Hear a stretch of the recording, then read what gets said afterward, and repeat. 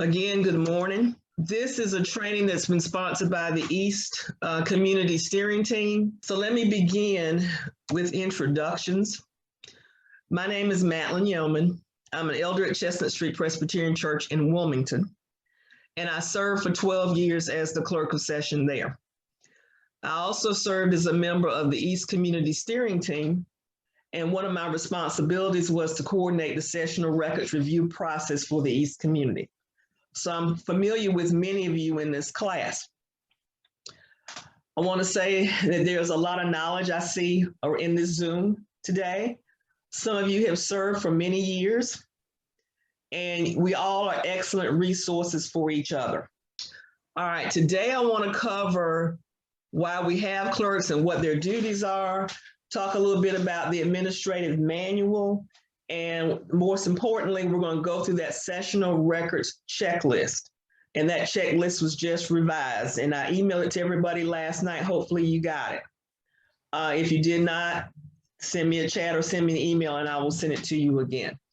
All right, so now let's get started with the actual class. If I can get things to move, come on. All right, so why do we have a clerk of session? And I will say this, I have references in most of these slides to the Book of Order, and they are based on the 2019-2023 edition of the Book of Order.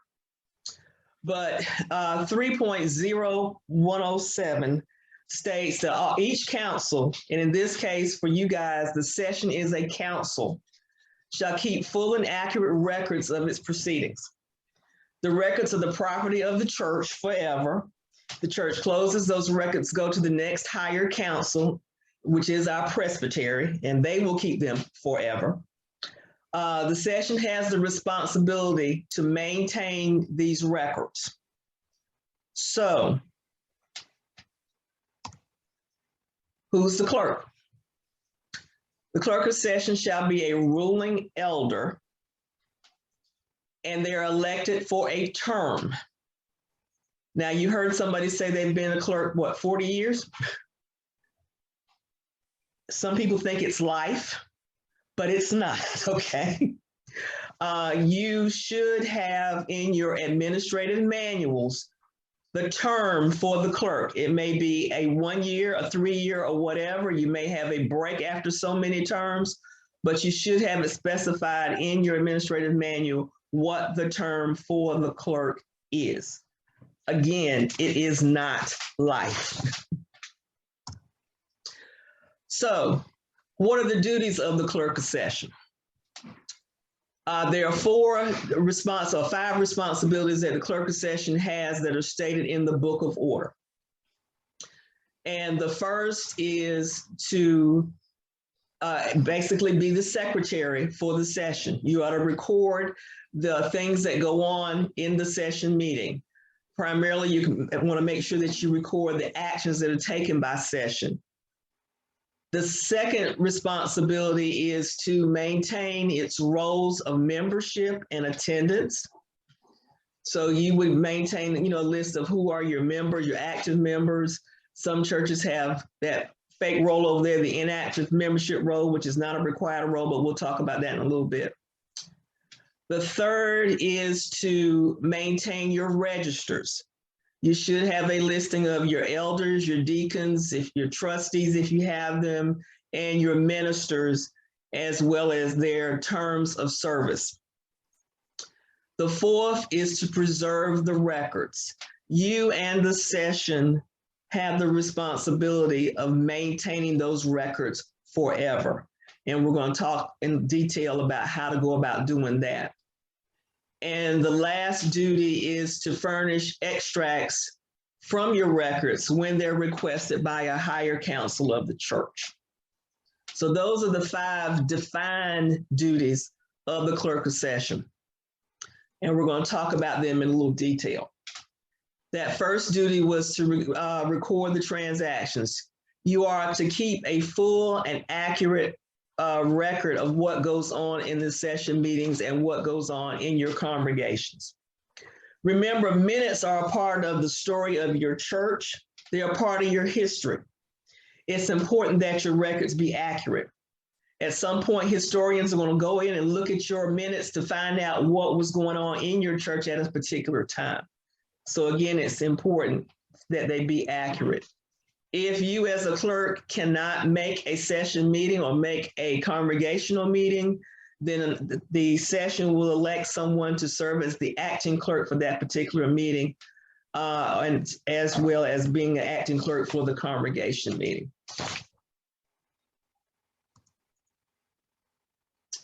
You are to keep its roles of membership and attendance. So you are to maintain either a book, or you're doing electronically a list of all of your members when they join the church, if they leave the church because they've transferred, or when you've reviewed your roles and you have decided to remove them from their roles, you'll also record that information. I will say that when you bring in new members or you remove people from the role, make sure that that is done in a session meeting so it's recorded in the minutes. Don't just do it and not put it as a part of the minutes. It needs to be a part of your minutes.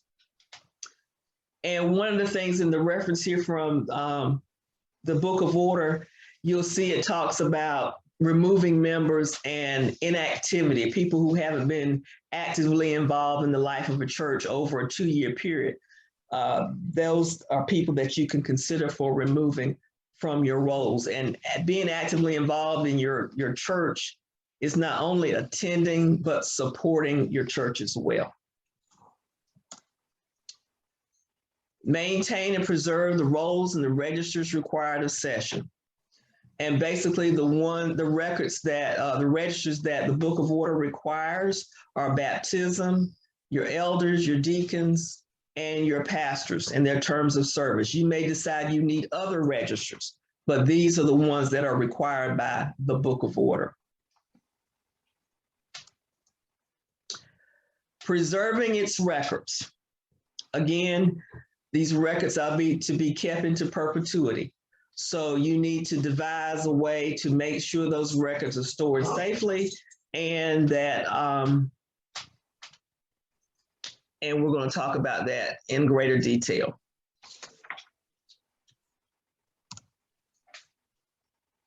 Furnish extracts from those higher councils when they request them.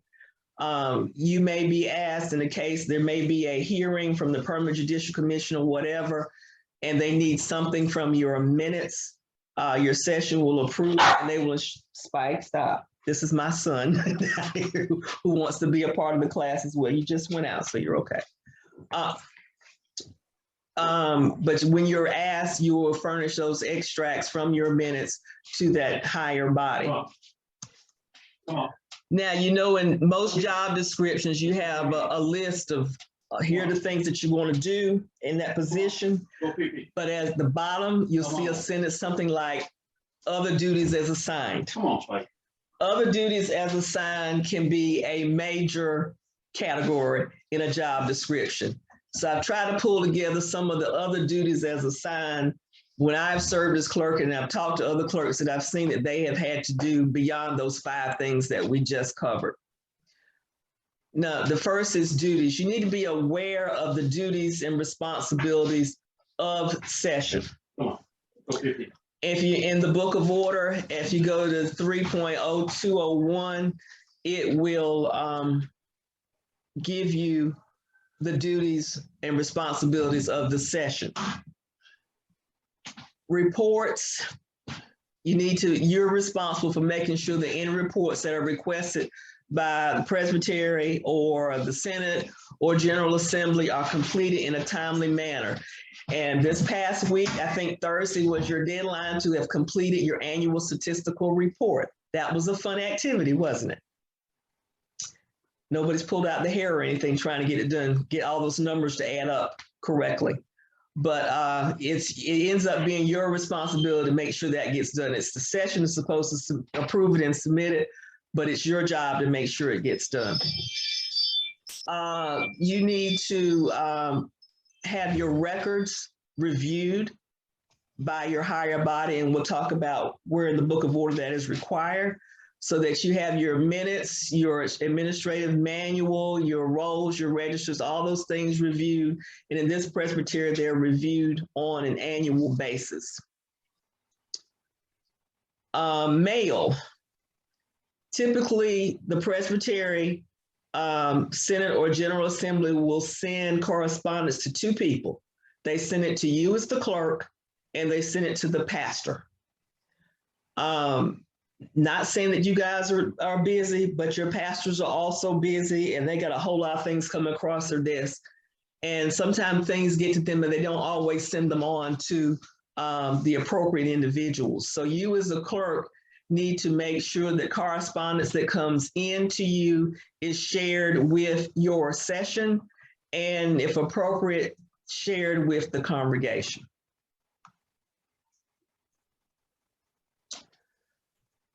Another thing is to be familiar with Robert's Rules of Order. You need to be familiar with parliamentary procedures. And Robert's Rules of Order is the standard for parliamentary procedures. Your moderators know it, should know it, but you need to be familiar with it too if there's questions that come up.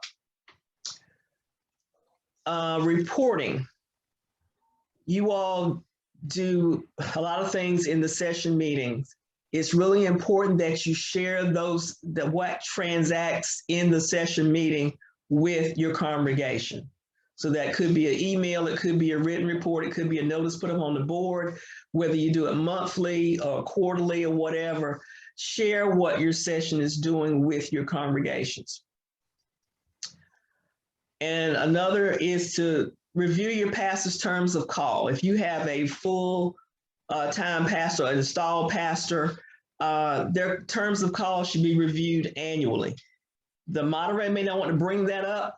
You need to make sure it's brought up so that if there need to be any adjustments made in the terms of call for your pastor, then that can be acted on by session and presented to the congregation, because that is one of the things that the congregation actually gets to vote on.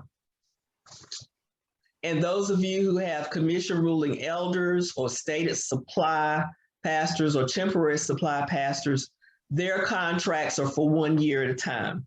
So each year you need to make sure that pastor's contract is reviewed and prepared and sent to the Commission on Ministry for approval. We encourage you to try to get that done in November so it can be voted on at the December meeting of the Commission on Ministry.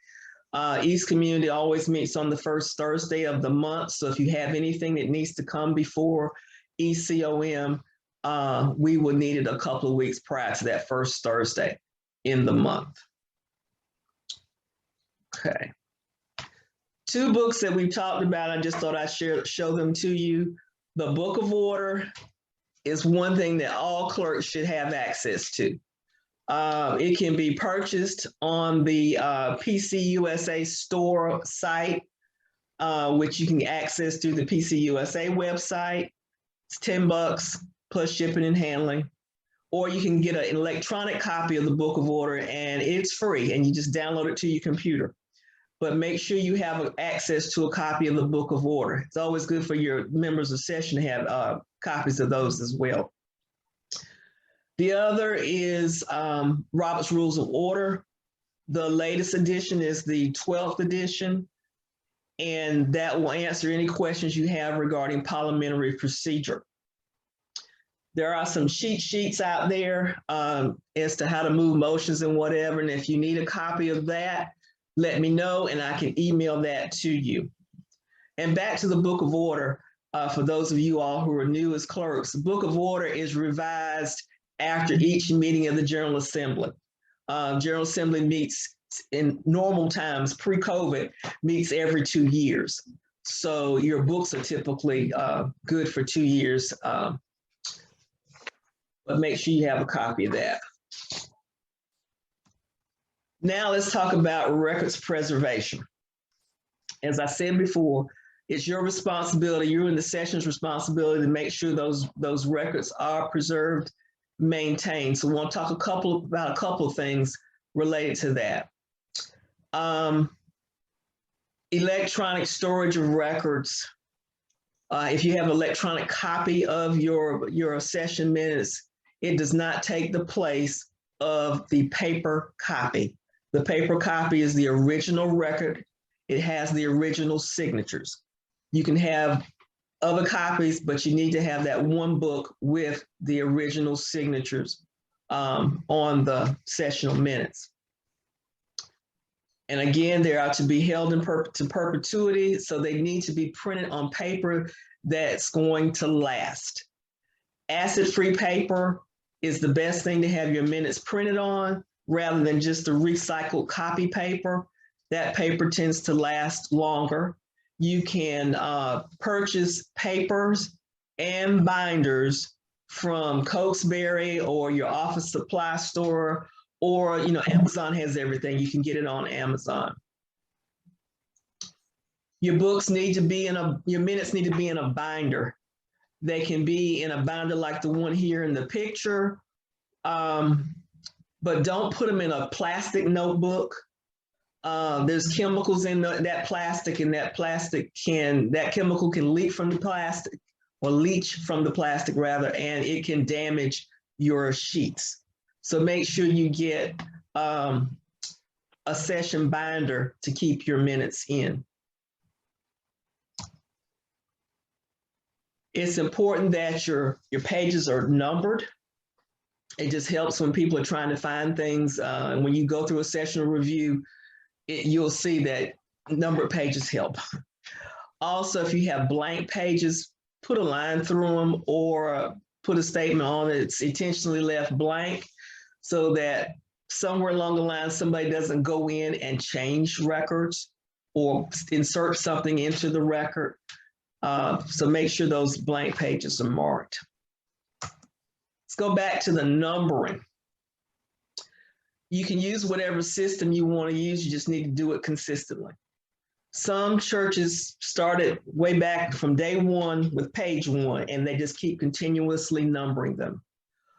Others number from the beginning of that specific year to the end of that year. So for example, it could be for 2022, you could have 1-2022 or 2022-1-2, whatever.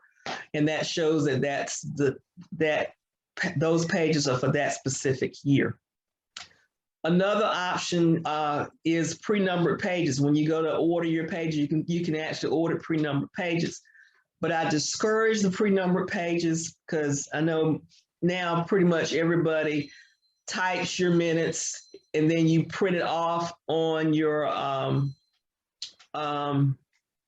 acid-free paper.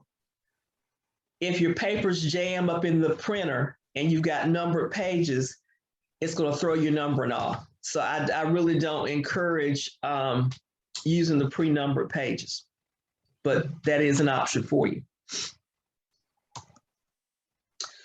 Now, the Presbyterian Historical Society, hopefully everybody's familiar with that. It is located in Philadelphia, and it is the repository for sessional records. And the reason I'm bringing them up, we live in Eastern North Carolina. It's hot, it's muggy. You got mold in some of your buildings. We have hurricanes, and you have to deal with the aftermath of hurricanes, which is leaks. You have to preserve those records. And the Presbyterian Historical Society has climate control facilities in which you can store those older records. My church is over 150 years old. And we actually have our first book of minutes. And those first books are in the Historical Society. Doesn't cost you a cent to store your records there. You can have access to them whenever you need them. Say you're having some kind of event or whatever, and you want to display that very first book of minutes or whatever, you can get it back from them and you send it back. But that is the best place for preserving your records. Now, another thing that the Historical Society does is they offer you the service of electronically scanning and storing and making you copies of your records. And I just wanted to show you what they can do. But right here, you see the young lady is actually using microfilm. They have scanned a church's records. They can put them on microfilm. They can put them on CDs. They can get them back to you as a link that you can go into in an email and download an electronic copy of your records. But their service is fairly inexpensive. And see if I can get that up. Matlynn, we're not seeing your link image. We're just still seeing your. Okay, hang on. Thank you. Let me see if I can switch my sharing here. 1 second. Now, can you see it? Still can't see it? Oh, I see it paused. I see what's wrong. Hold on. All right, let me try it this way. And then Zoom. This is fun. Now, let's see if that works. Okay. Can you see that? Yes. Okay. Thank you, Catherine. Mm-hmm. But they will digitize your records. I was trying to get to, that's the machine they use to digitize them. And here are their fees. If you're a member of the Historical Society, they give you a break. It's 55 cents per image. Otherwise, it's 70 cents per image. And like I said, they will return them to you either as a CD or a DVD or a flash drive, or they will send you a link that you can actually go in and look at your records and then download them however you want to do that, or they'll email them to you in terms of those are the options they have for sending you your records back. But I want to, and they tell you how to prepare your records and everything for digitization. One other thing I wanted to let you know, they also offer a grant for small churches to have their records digitized. If you have less than 250 members, and I gotta get back into my presentation, hold on.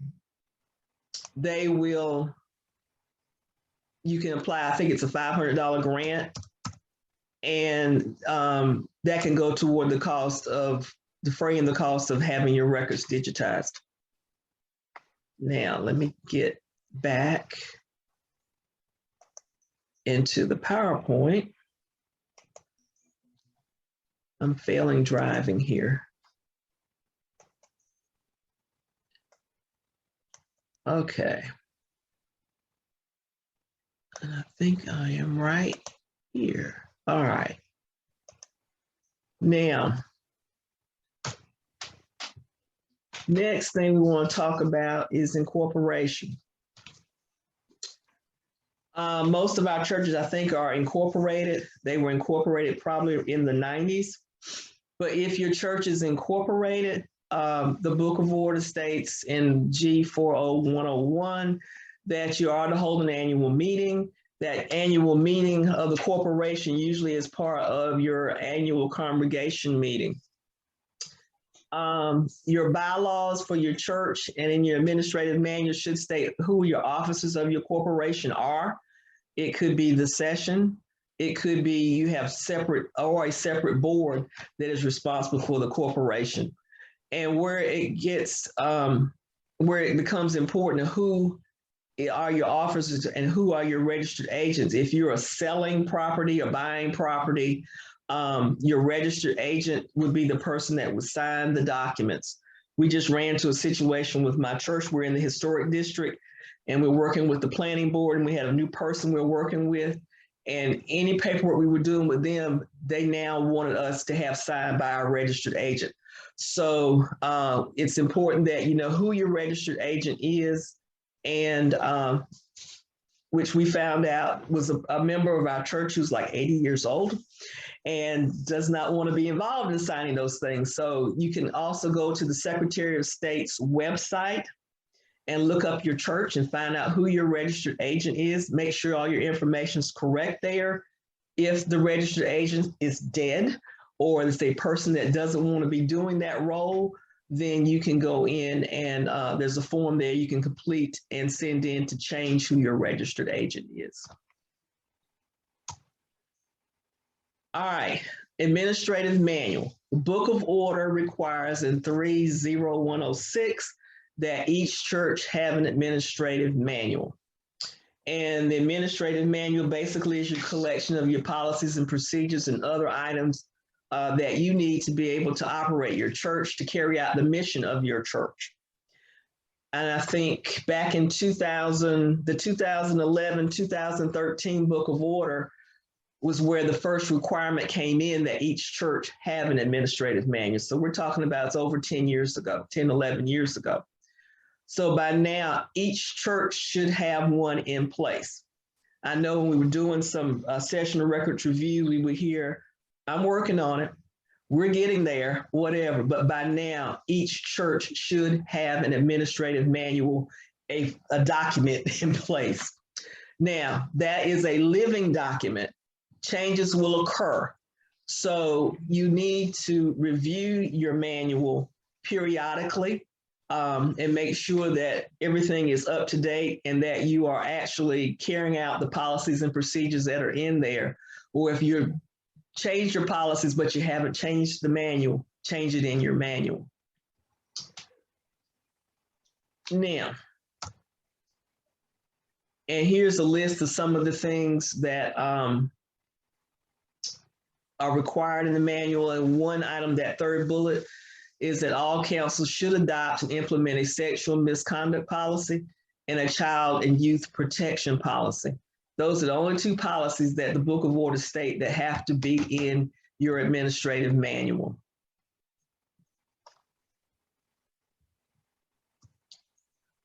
Now, I've run through a whole lot. Anybody have questions at this point? Ask them now. No questions? Okay. You still awake? Yes, ma'am.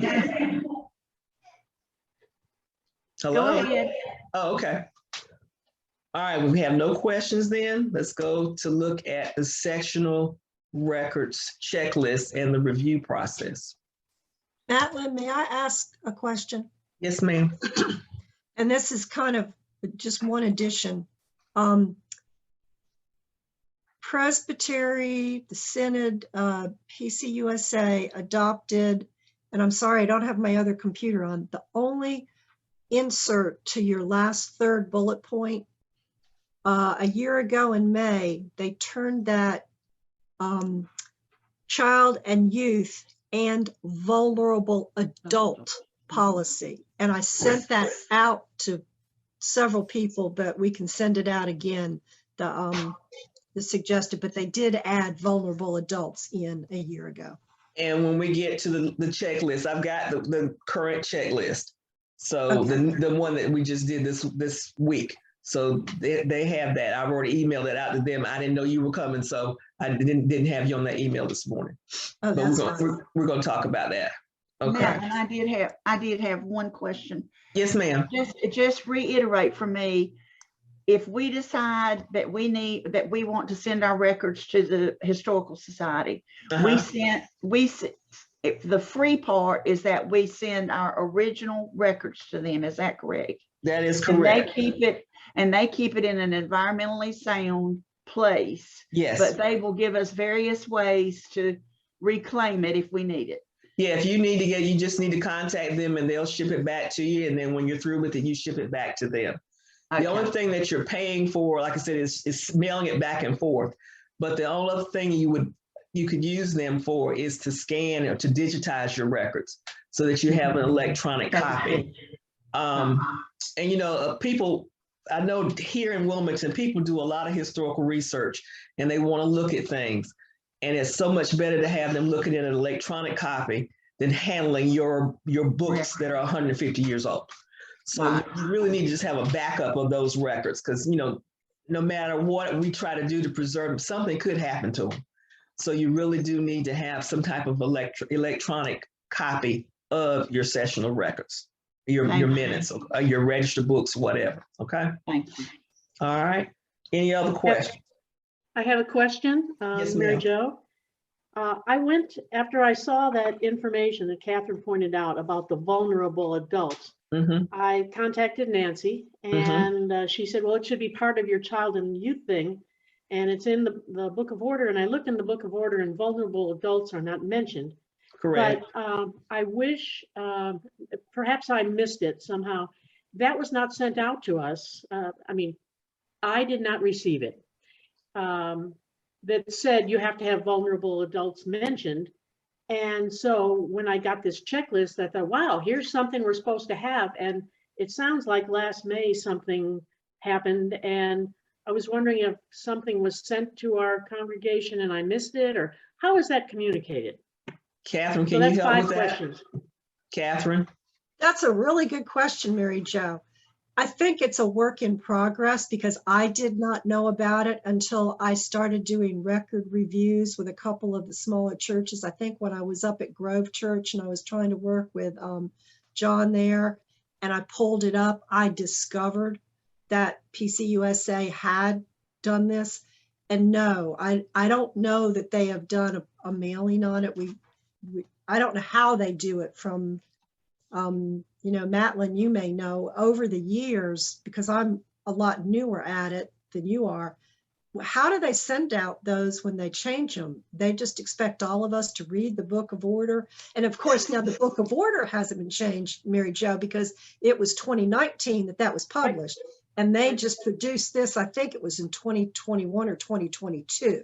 So it was after the last General Assembly that came. So it takes literally years to filter down. Don't feel like you don't have it. I mean, you have done a lot, and you're not expected to have it instantly. It's going to take time. The online sample child and youth protection policy, which is what we modeled our policy after, does not mention the vulnerable adults, and perhaps that would be an easy fix. It wouldn't require big Presbytery action to put that in the online sample document for Heavenly Presbyterian Church. But vulnerable adults is not mentioned in the Book of Order, and that Book of Order was reviewed, and well, I guess no changes were made, and they just decided push it for 2 more years because of COVID and all that sort of thing. So it's not in the most recent Book of Order. It was the one that Matlynn showed. So it was a surprise, and we're taking steps to make sure we accommodate that. But I just want to make sure that I'm in the loop, and sometimes I'm not aware of any loops that I'm supposed to be in. Mary Jo, what I can do, I will talk to Gerard Lowry, our general presbyter, and we will research and try to find a sample for you. And Thank you. send it I think out to it only everybody. has to, I'm sorry for interrupting. I think it only has to go into that sample child and youth protection policy that's already up on the page on the website. It can just be a sentence. That's how we addressed it. It's just a sentence that says all references to children and youth and protection shall also apply to vulnerable adults, and that covers us. And it informs any readers and any people in our church who are involved that vulnerable adults are included in this policy. So a sentence would probably do it, and it could probably be done by some talented web people who I am not one of. No, we'll work on that for you and try to find the document that Catherine was mentioning when this all came up. Thank you, Catherine, and thank you, Matlynn. Yeah, I just pulled it up online. It's a 12-page document, and it was produced in May of 2021. I can email it to everybody. That's the one that I was sending out recently. When I discovered it, I didn't know about it either, Mary Jo, when I started a year ago. I kind of found it by accident. We'll get it out to everybody, but you're right. I think it's minor changes. Thank you. Thank you very much. Hi. So this is Eileen. I have a question, Okay. and I apologize because I'm not using the computer, so I'm not looking at whatever you are showing, and that may have answered my question, so sorry. But anyway, so I've been listening to the discussion, and I think what I just learned is that it's not a book of order requirement. So can you please tell me where the requirement for changing this policy comes from? What requirement am I referencing? I haven't seen the document, so I'm back to Catherine now. So that's the May 2021 document. Okay, so who's the I guess the authoritative originator of that document? It says, let me see, I've got it on the other screen here. Well, it's titled Presbyterian Church USA Child, Youth, Vulnerable Adult Protection Policy and its Procedures, May of 2021. I mean, that's, that's all I can tell you is that I don't know how they have in order to pull them through.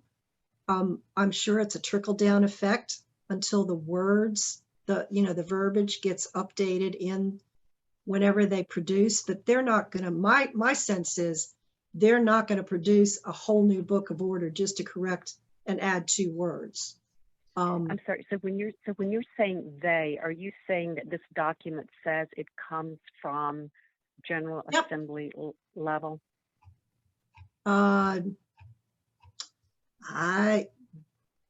Is there a reference at the end of it or whatever, who it's from and when it has to be implemented? I'm trying to get to the end of it. I'm sorry. I am not as techie quickie as Matlynn is. She's fabulous. Not doing well today. Okay. It's revisions approved by the Board of Directors of the Presbyterian Church USA, Incorporation, May 20th, 2021. And when you go to the PCUSA website and you enter the question to find the child and youth policy, this is the policy that came up, which has the addition of the vulnerable adults. And I also saw a reference to an insurance, Presbyterian insurance company too. So I don't, I can't speak to everybody's church's insurance, but I know that you also have to be insured and have these policies for protection and liability. So I don't think we need to get into the down and dirty of this right now. We can definitely research and get you information sent out to everybody that will give you what you need to know. Is that fair enough? Does that answer your question, Eileen? Oh, yes, I wasn't certain if that was for me. Yes, and so the next question is, my assumption is that when record reviews are done this year, the fact that this thing does not exist, is that a problem for someone? Because it will not be in my book of order. No. It will not be in my manual when I do my review in a month. No, absolutely not. It's not. It's something that's relatively new. We've been in a COVID environment, and there is a lot of grace for a lot of this. We just all do the best we can. COVID obviously doesn't get in the way of updating a manual. It's a discussion, and it's just time so it just won't happen in time for the record review. But I thank you, and I look forward to. And I'm sorry, I don't know who was just looking on the screen at this document, but thank you. You're welcome. Okay. Any other questions?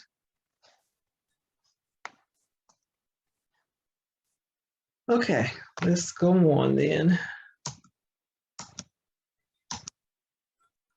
Now, we have to go through an annual review process. In the Presbytery of Coastal Carolina, because the Book of Order basically says that you will have an annual or biannual review.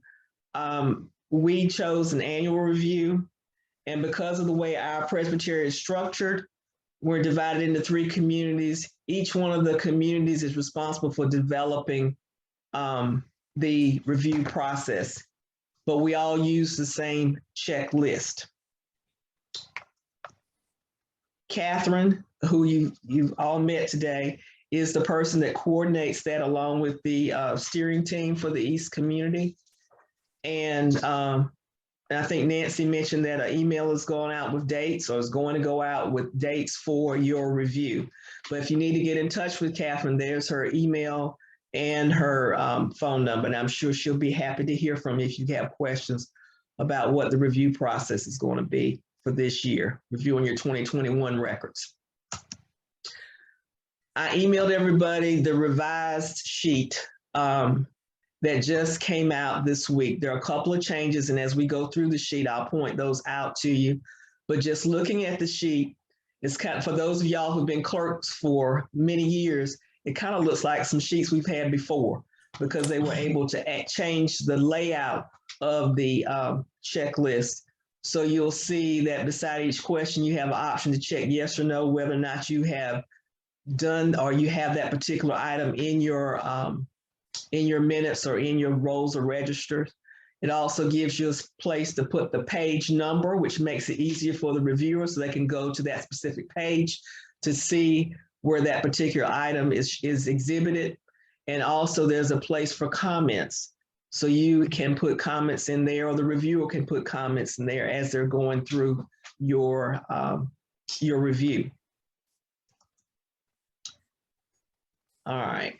So now what I want to do is go through the parts of the checklist, each part of the checklist. And the first section is the session. So item number 1 is each meeting opened and closed with prayer. And you know, in this denomination, every meeting is supposed to be opened and closed with prayer. So a reviewer would scan through your minutes to look for that the meeting was opened and closed with prayer. And there's your reference to the Book of Order where it's required. Number 2 is a quorum present for each meeting.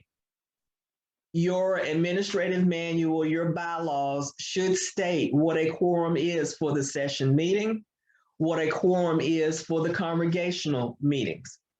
So your reviewer will look at your minutes to see that you've stated in the minutes for congregation and session that a quorum was present. I also encourage you, and let me back up. And you can have a meeting and not have quorum present. You just can't take any action in meetings where you do not have a quorum present. But you need to state whether or not a quorum was present.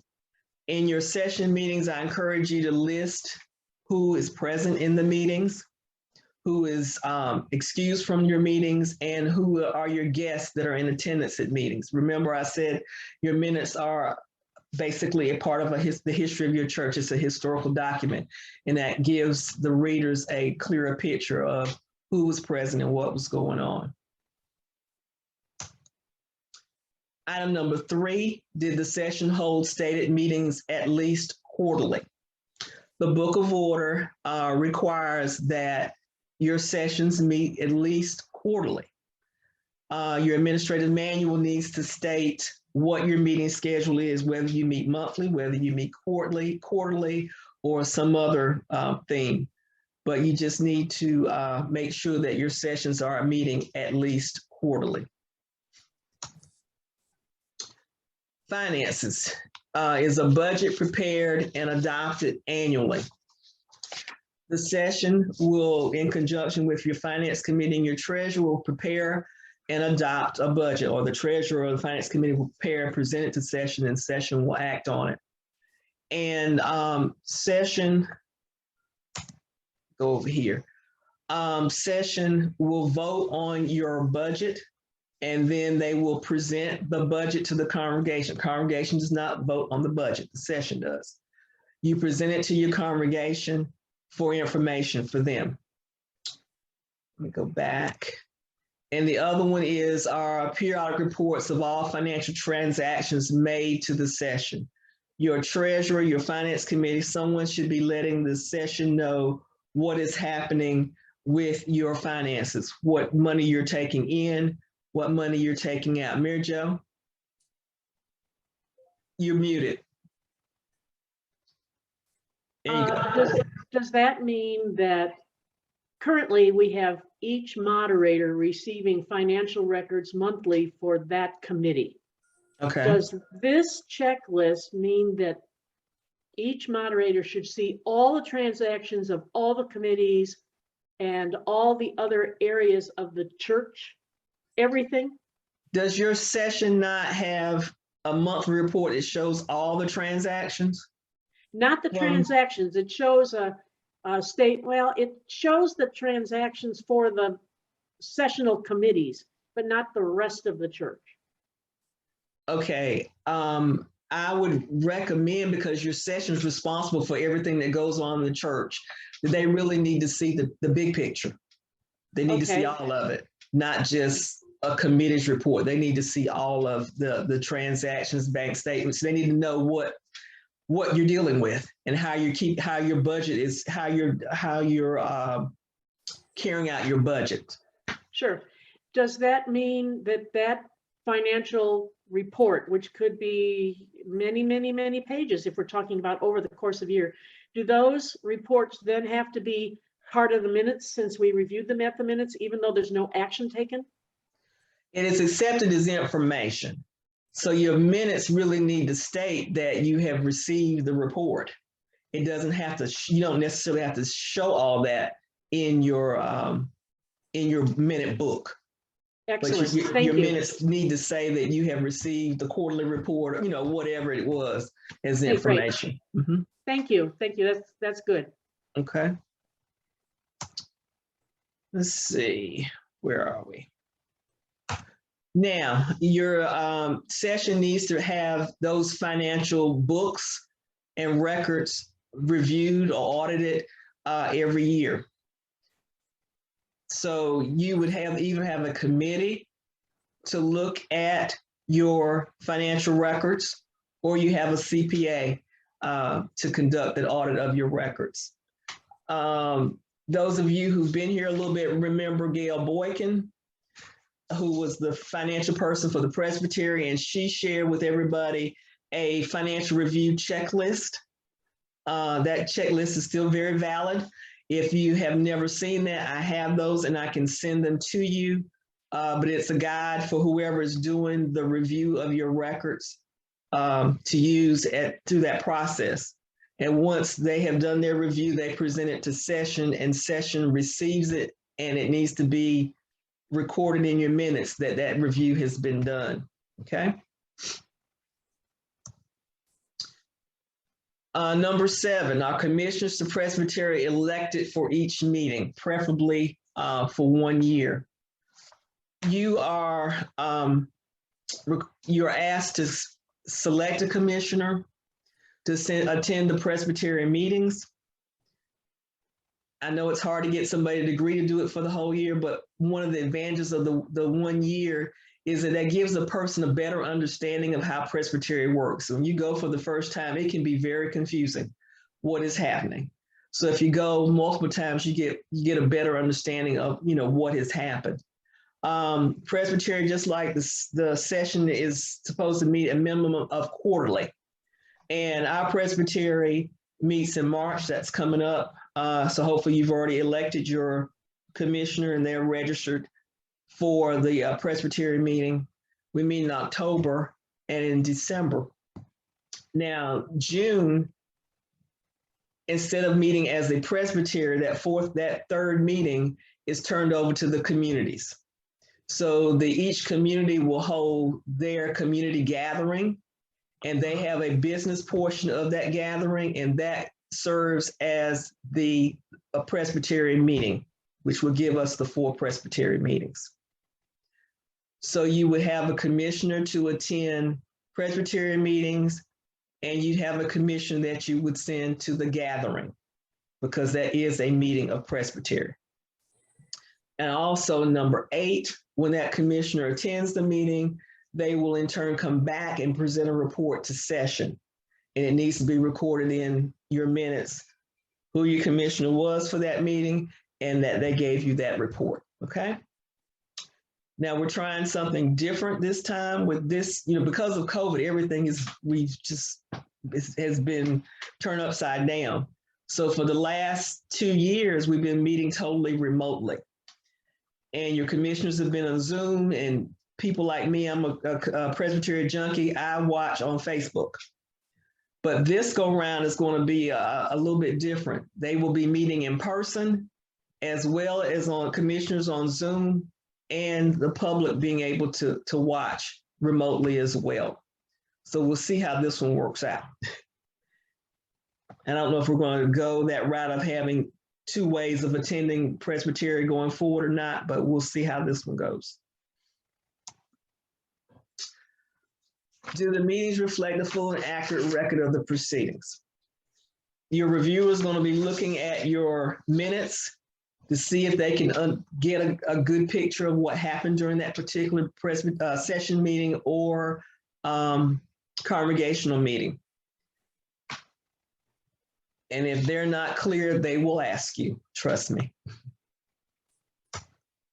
Now, 10 has been revised on the new checklist compared to the checklist that you all used last year. 10 is now in 2 parts.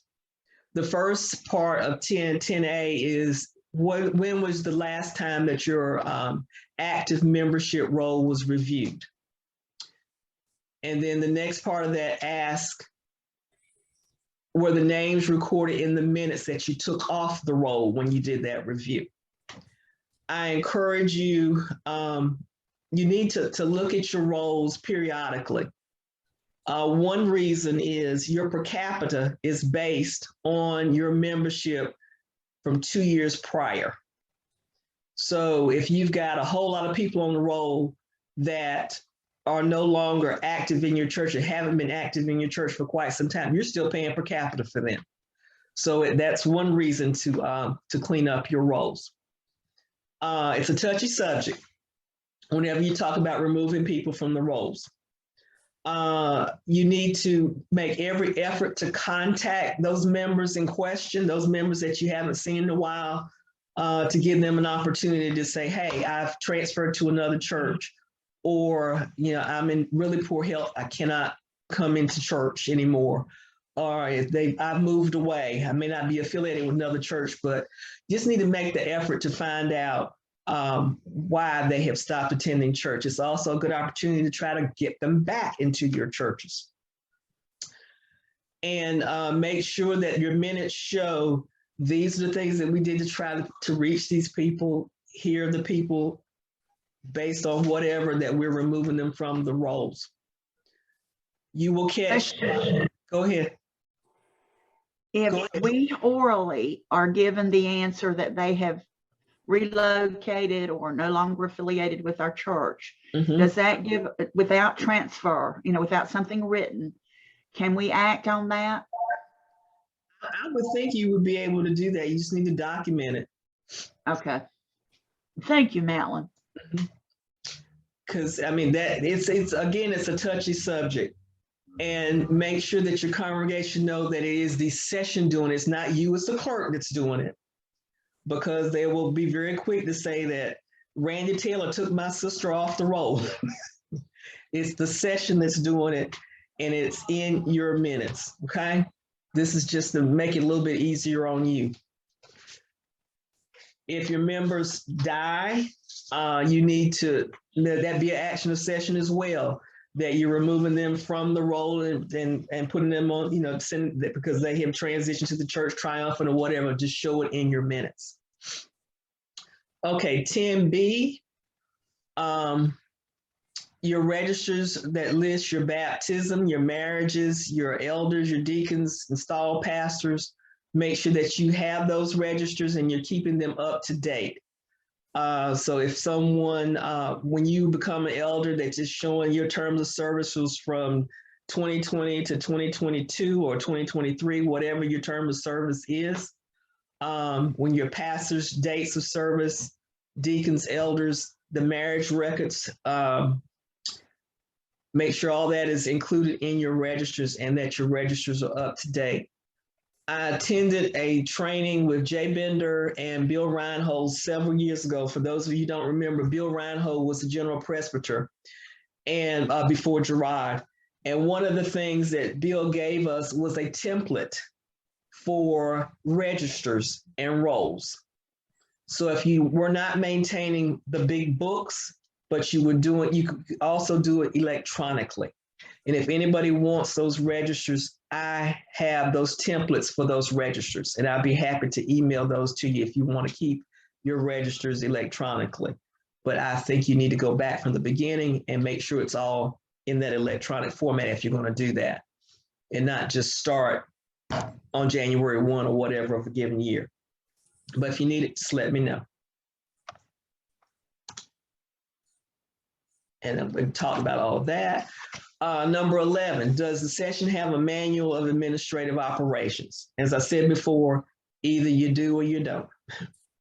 You should have something, and you should be reviewing that periodically to make sure that it's up to date. Someone needs to be in charge to make sure that review is conducted. 11A, again, you should have a definition of the quorum for your congregational meetings in your administrative manual. 11B, is the minimum notification for congregational meetings defined? It used to be, the standard was 2 Sundays prior to the event, that was your notification. Now the Book of Order basically says you as a session would need to determine what the minimum notification is for meetings. And that needs to be stated in the manual, and you follow that, whatever you all decide is your minimum notification. So it still could be the 2 Sundays, but whatever it is, make sure you have it in your manuals. 11C, as I said before, there is a length of term for the Clerk of Session that needs to be in your administrative manuals. And that term is not life.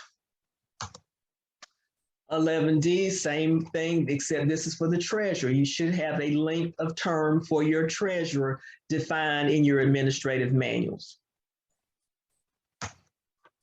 11E, and I'm sure every church has some process for counting your offerings and recording your offerings.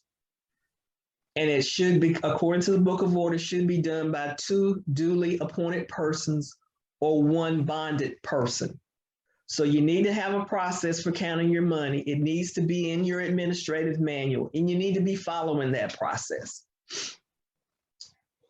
11F, are the financial books and records open at a reasonable time for persons authorized by session?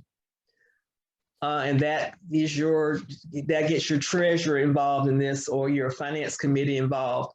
If session is determined, because your books are open, they're open to anybody in the church if they want to see your financial records. They have to have a reason, session has to approve them, and then the treasurer, whoever's controlling your books, will make them available. And we just need to say that they are available, and it needs to be in your manual somewhere to state that.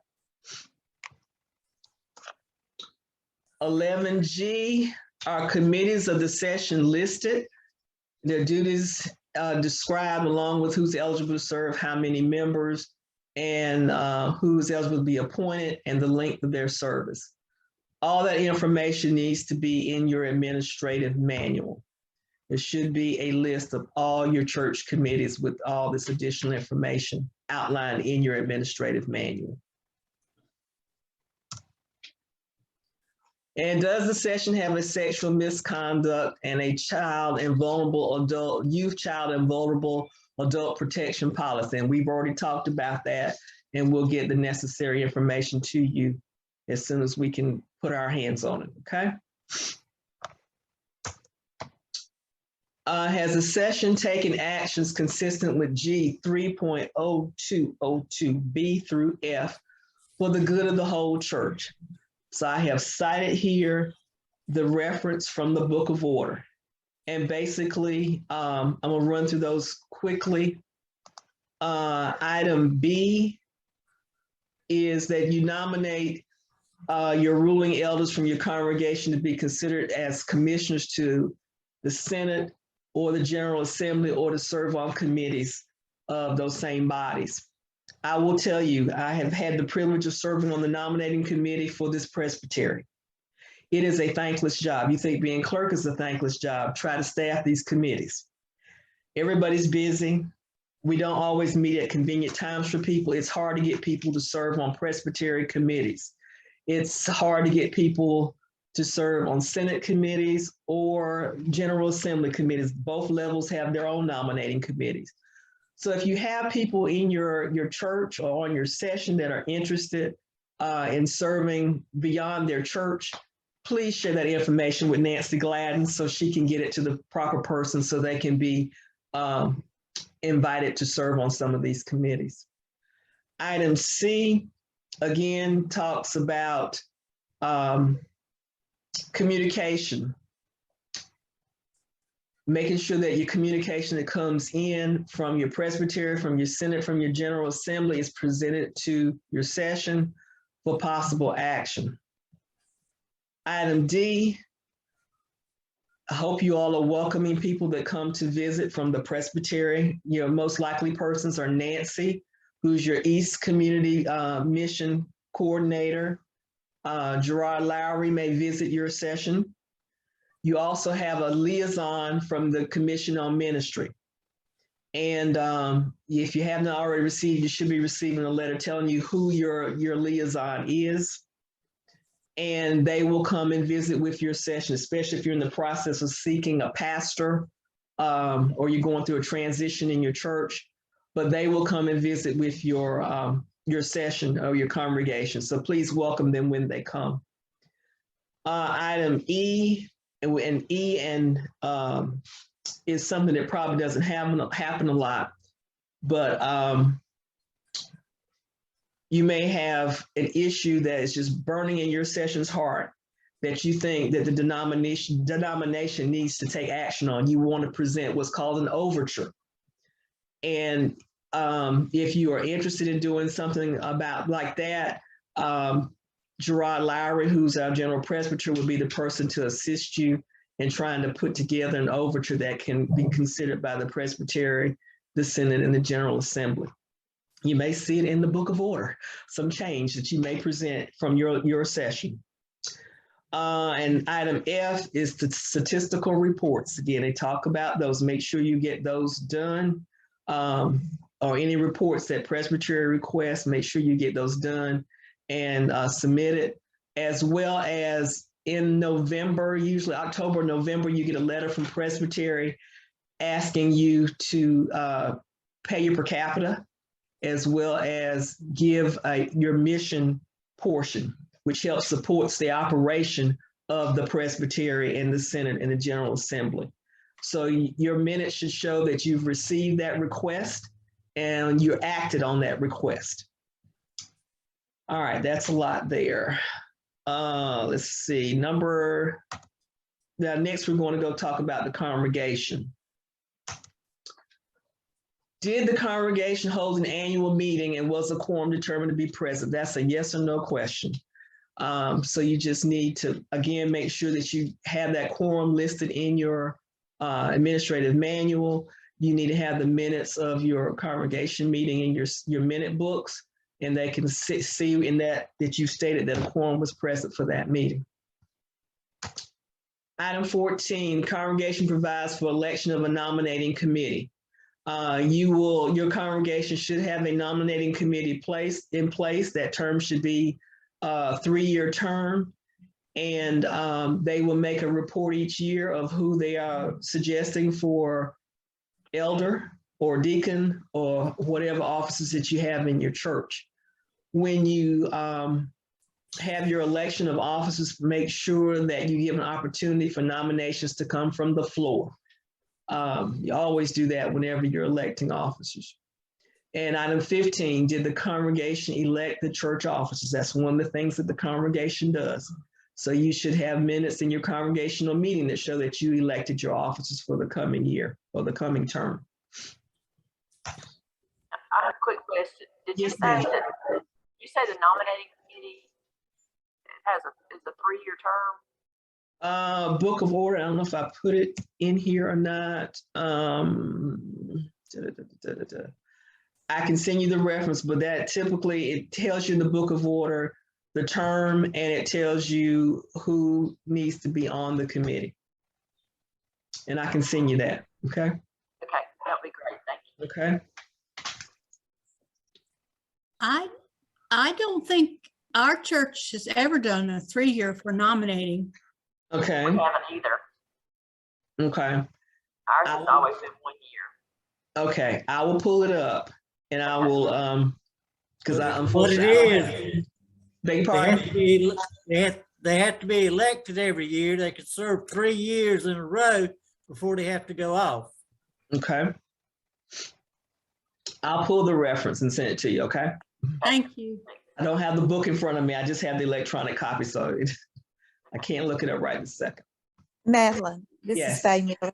Could Uh-huh. you send me that also? Because our nominating committee, we usually we elect them every year. And they consist of our 3 rotating off elders, a member of the men of the church, a member of the women of the church, and a member of the youth.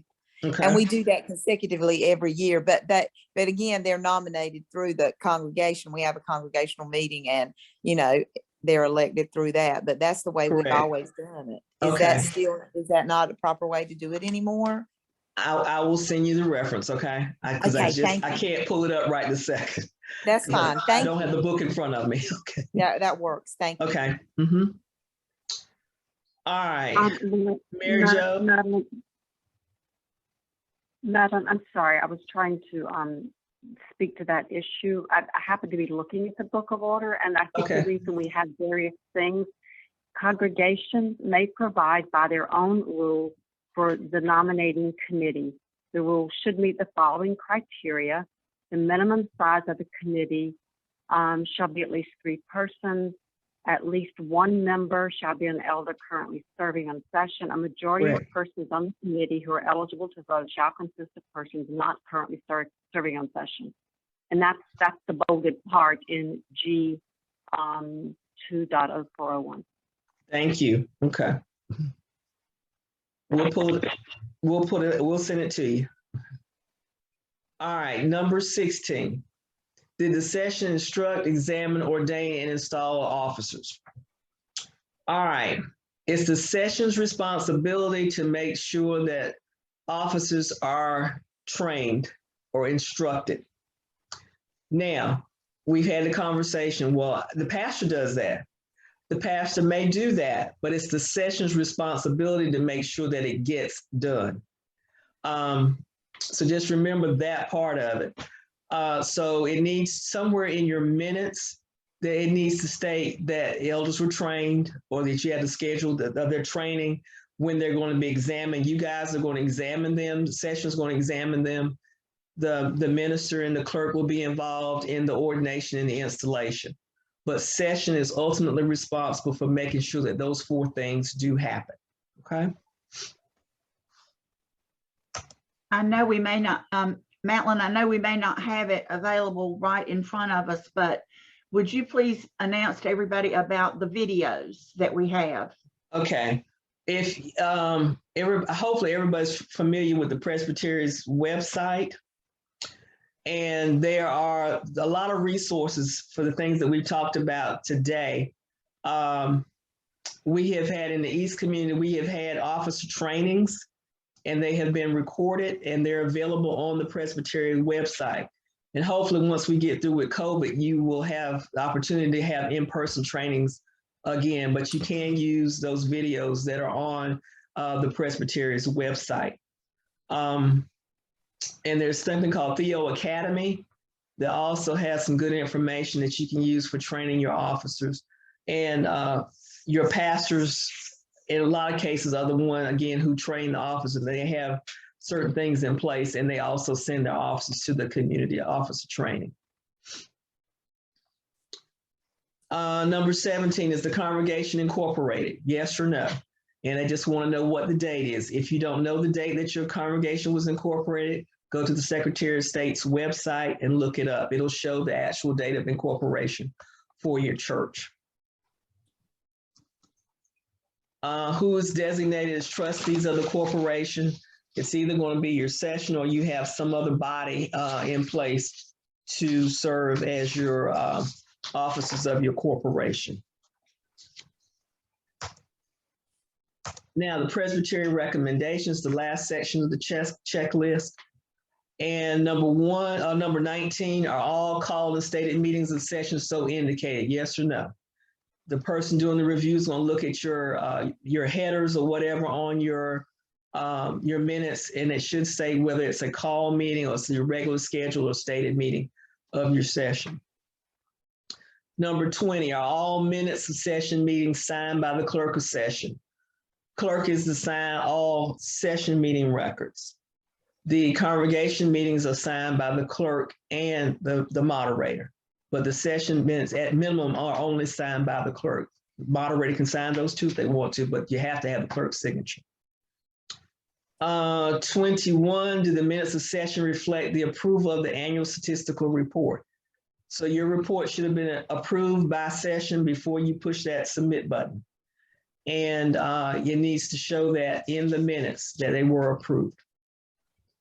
22, has the session considered the Presbyterian's mission asking?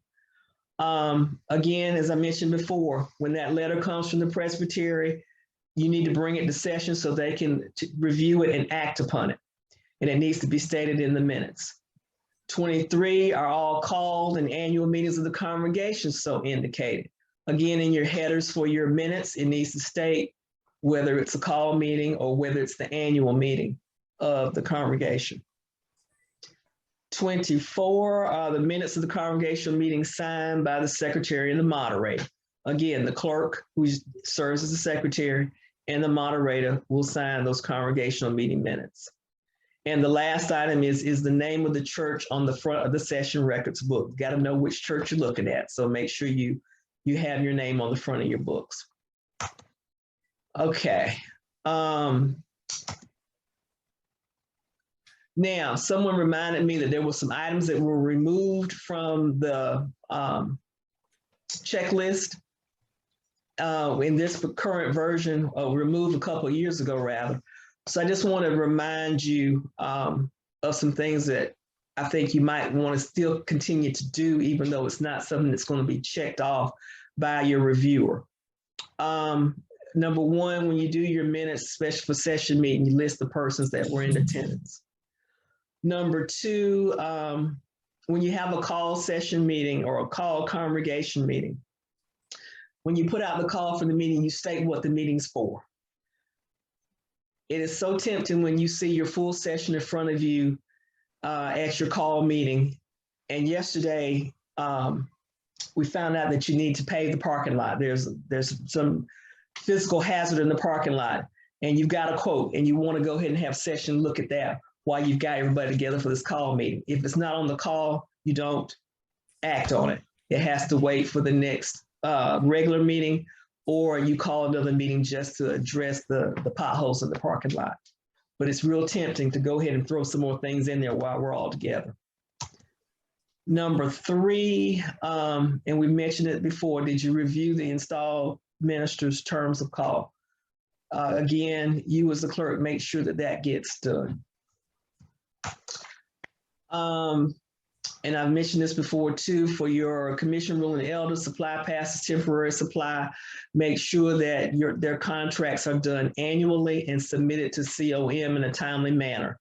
Try to get them in before the end of November so they can be acted on at December meeting, and you have your contract in place on January 1. And again, the statistical reports, make sure that you get your statistical reports in on time. We just had a last minute rush to try to make sure there were some churches that did not get their stuff done before this past week. So make sure you get your things done and get them done on time. All right, congregational vote. I just stuck this in. Here are the 5 things that the congregation votes on. Because some, in other denominations, congregations vote on everything, but these are the 5 things in the Presbyterian Church that the congregation votes on. 1, you elect your officers. 2, you when you're calling a pastor or co-pastor, associate pastor, those terms of call, your congregation votes on those terms, and they vote on any changes to the terms of call. Item C there, if you're buying, selling, mortgaging your properties, congregation has to vote on that. Item D, If you are a small church and you're having difficulties getting elders, you know, we have terms. The elders serve a 3-year term. They can serve a second term. And after that, they have to take a year off before they can be considered to serve again. If you're having trouble trying to get elders in your church, you may ask the Presbytery for an exemption to that rotation, to skip that year and have them serve longer terms or whatever.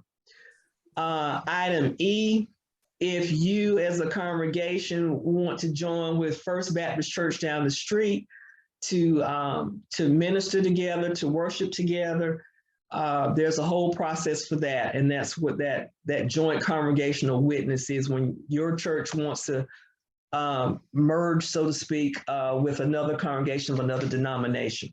So those are the 5 things that your congregation gets to vote on. All right. Your resources, I've already mentioned Catherine as your session records review coordinator, but Jay Bender, Jay has been a clerk at Pollettsville. I think he thinks he's serving one of those life terms as well. And so he is doing the live class right now, and he is a resource for you. And I will try to be a resource for you as well. So I've given you the contact information there. Now, any questions? Our time is up. Matlynn, it's Eileen, and a quick question. Are you speaking from a PowerPoint? Yes, I'm going to email that to you as soon as we get off the Zoom. I appreciate that. And again, apologies for not having used a computer screen. Okay. Any other questions? Matlynn, this is Lori, and I don't have a question, but I just want to say thank you for taking the time to do this. It was an excellent review for me, and there were quite a few items that I've made notes about to go back and just make sure that our information is in order and Okay. Everything is as it should be. So thank you very much. All right. Thank you, Lori. I All right. second that. Thanks so Okay. much, Matlynn. You're Lots and lots welcome. of good information. All And I right. did send you that policy, Matlynn. I Okay. quickly emailed it to you so you could send it out with everything. I will do that. Okay. Thank you. You're I was welcome, going- Wanda. I just hope wanted it to helped say- you. I took some notes, and I've been doing a lot of asking questions. I think we have a lot of this, but just to be sure. But I would like to ask, some of you probably know our pastor is, I'm trying to say, he's having health problems. So we appreciate your prayers. Okay, we will pray for Ed. Okay. But thank you. I learned a lot. Okay, And I'm good. sure- I want to get copies of everything. All right.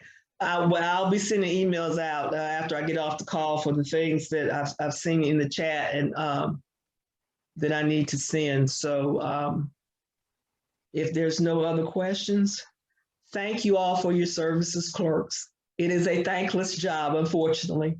But you guys do a great job.